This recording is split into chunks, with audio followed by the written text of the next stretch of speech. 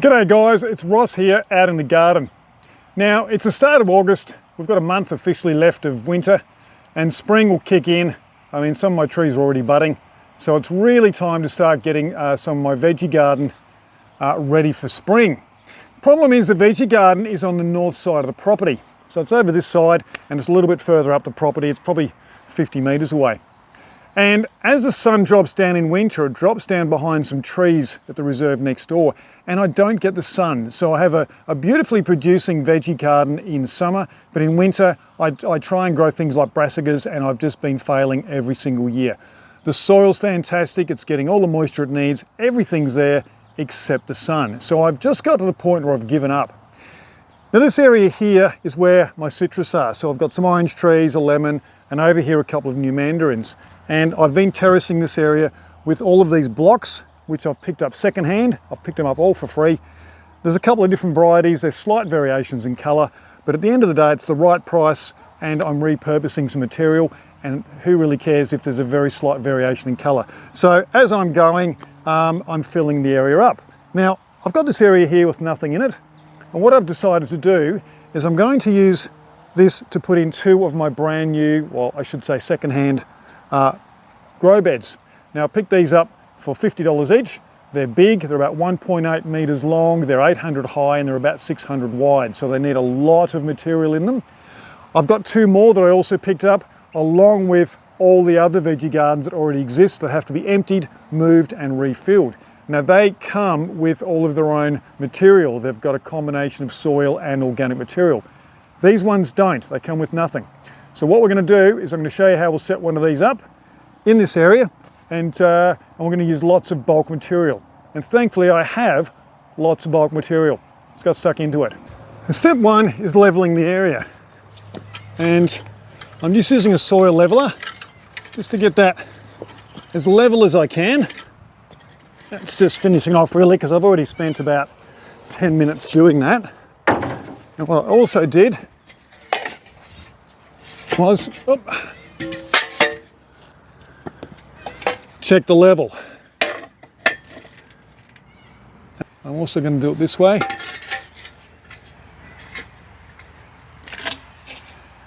It's not perfect, but it's pretty close. So aesthetically, they're going to look good. Now, the next thing I'll do is I could use pavers for this, or I could use wood. And I'm just going to use 6 wooden slats, and these are recycled off wooden pallets. Now, these grow beds are made of metal, thin metal, and they're in soil so they can sink. But if I do this, they're not going to.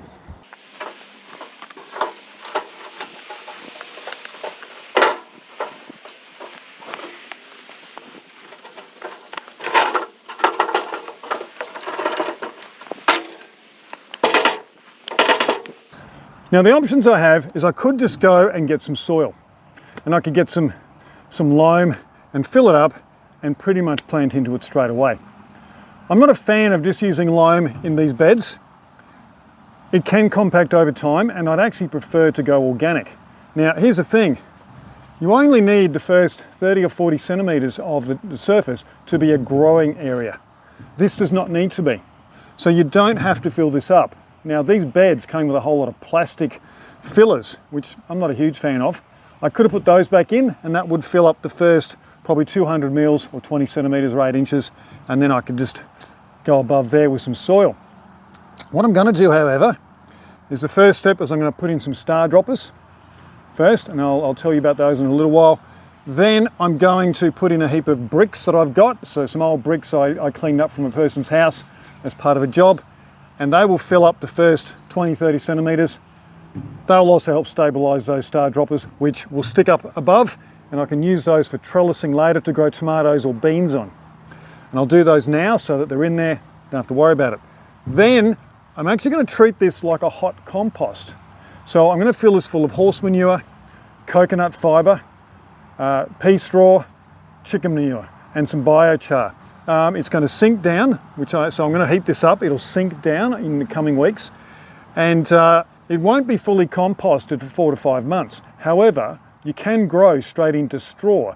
So what will happen is it'll sink, and then at a later date, probably in about 6 or 7 weeks, as we're sort of into late September or even early October, I'll fill the top up with some straw and I'll plant straight into that. And meanwhile, it'll continue to compost. So I'll have a really, really rich organic material. It is going to sink. I know that. I'm happy with that, and I'll just keep topping it up.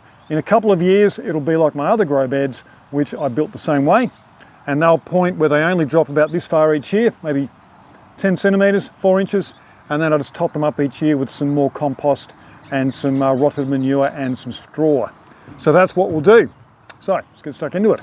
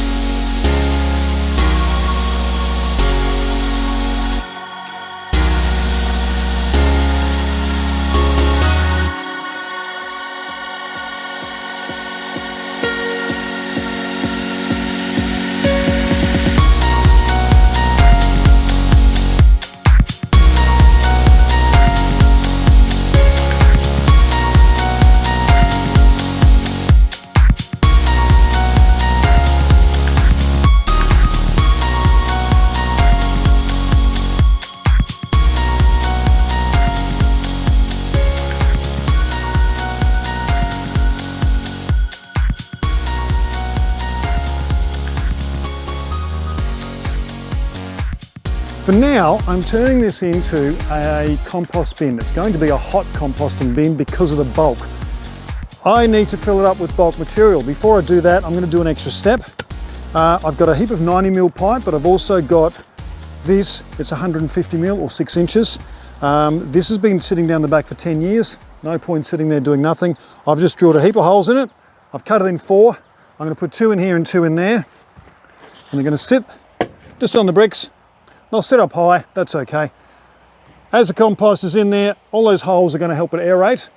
And then later on, when it's finished composting, I can actually put a cover on this and I can put food scraps in and treat this like an in-garden compost, or I can pull it out. I've got choices either way. For the moment, I'm going to put it there. It'll help aerate everything, and that's going to improve the garden bed. Now, I talked about bulk material. So I've got a trailer load of horse manure. Over here, I've got just a bale of pea straw. I've got some biochar, and I've got some chicken poop. So what I'm going to do is layer it. Now, if you've seen my video on small compost bins, setting one up, you need to layer your carbon and your nitrogen. Let's go see what else I've got. Now, this is the other ingredient I've got. It's Eco Mix cocoa peat, made from coconut. Now, you might have seen bricks of this, small bricks, or even some larger ones in the nursery or the hardware store. You take it home, you chuck it in water, and it expands right out. And you can use it in your garden, you can use it in your compost. It improves drainage, it drains really, really well, and of course it's organic, so it'll eventually break down. Now, the farmers use this, commercial farmers use this, vegetable farmers, of course. They take the top out, you can see that that's been cut out, plant straight into it, and they plant things like tomatoes, capsicums, or bell peppers. And after a while, when they're finished with it, they will either sell this or give it away. Now, a couple of weeks ago, I was lucky. I found some for nothing. I went up to Virginia, about an hour's north, and I picked up a trailer load Saturday and a trailer load Sunday. This stuff is going to be the carbon layer. So the carbon layer is your dead things. It's things like straw, cardboard, dead leaves, coconut. So that forms your carbon layer. And then your nitrogen layer is your green stuff. So that's your manure, clippings, grass clippings, things like that. Now, in a proper compost, you want about 60% carbon, 40% nitrogen. So I'm going to be layering this with the manure and the straw, putting in a little bit of chicken manure and putting in some biochar, and that'll sink down. And then what I'll do eventually, I'll get in with a corkscrew aerator and I'll pull it up and down and I'll aerate and make sure that I'm getting lots of air in there. And this is going to be a fantastic grow bed. My main challenge now is to get this down the back and to get the whole thing loaded up, hopefully before it gets dark.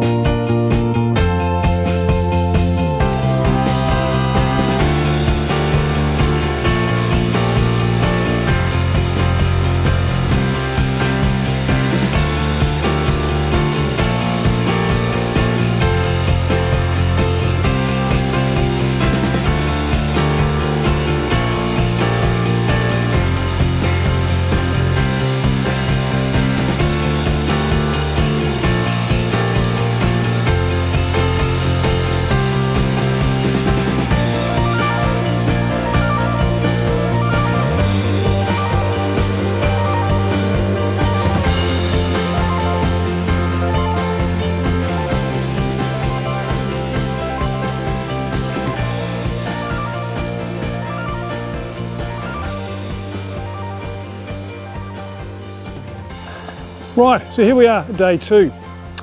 We ran out of daylight last night. Finished this in the dark, just about. It's all done. I've compacted it down a little bit as well. Sitting nicely at the top, and I expect that to drop a little bit in coming weeks. And then I'll plant into the top, probably with some existing compost that's ready to go, and probably a little bit of straw, and I'll plant straight into that. It'll do okay. This one, I've got a lot of rubble in here, bricks and rocks, and I've brought it up to about there with coconut. So now it's just a matter of mixing everything else in, and we'll finish this one. Now, the one mistake I made yesterday was I didn't offset these. Not a big problem. It's just that if I want to put a bit of mesh here, it's going to sit on top. It'll sit straight over top, so I've got to do a cutout. Not a big deal. I may end up taking them out once it's composted down, or I might leave them in and use them as an in-garden compost. We'll see what happens. Not too stressed, but in this one, I offset them so that I can actually put a piece of mesh in if I want to. Right, I'll kick on.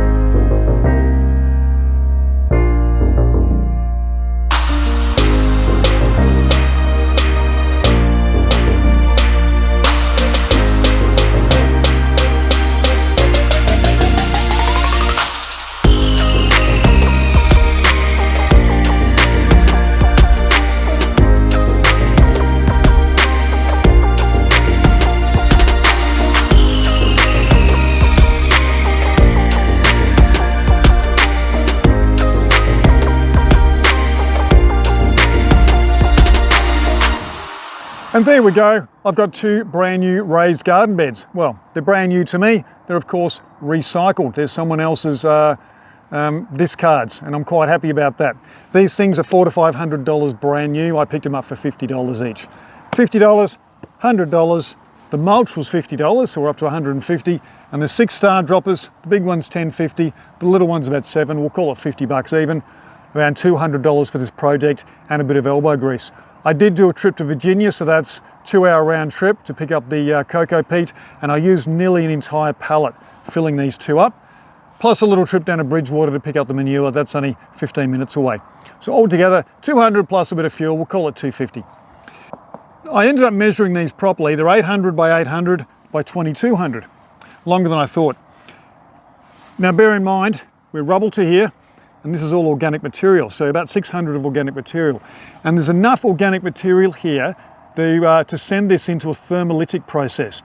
So if you get a whole lot of lawn clippings and you just put them in a pile, you note a few days later when you come back they're hot, and that's thermolytic bacteria. And they'll get hot. What'll happen here, within a few days, this will be between 60 and 65 degrees Celsius. It'll heat up, and that will speed up the process of the composting. It'll kill any pathogens, it'll kill any seeds. And if there was any worming chemical from the horses in the manure, which I doubt because there's lots of worms in here, but if there was any, it would also speed up the process of that chemical breaking down. So thermolytic bacteria will create a thermolytic reaction, and that'll go on for a couple of weeks.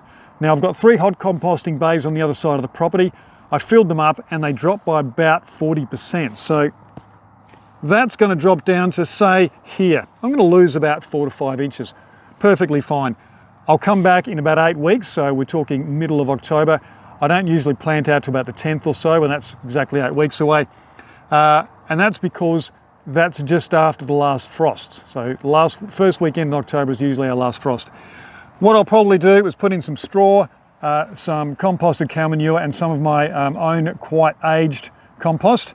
I'll fill the top in and I'll plant it out, and we're going to have a great crop.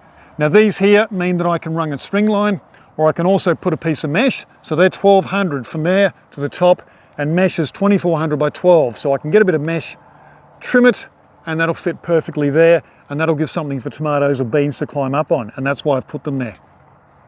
I've also got these holes here, which are going to help with aeration, and later on, if I want to, once this is all composted down, I can actually put compost in there, so I can go in and put my kitchen scraps in, and then the worms will eat through it and take that through into the growing medium. So there you go.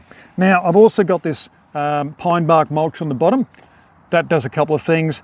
Number one, it's nice and soft to walk around on, so when I'm walking around these garden beds, that's a little bit of spring in it. It soaks up any moisture and it suppresses any weeds. It also aesthetically looks a lot nicer than looking at dirt, and you don't get dirt on the bottom of your shoes. So there you go. An afternoon's work. It's probably taken me about 6 hours to set both of these up, including the leveling, the mulch, and the whole bit. But well worth it. And from now on, I look forward to crops, summer and winter. I think my brassicas and winter veggies are going to be a lot happier on this side with sun. Hopefully you enjoyed that video, guys. Thanks for your time, as always. And until next time, happy gardening. See ya.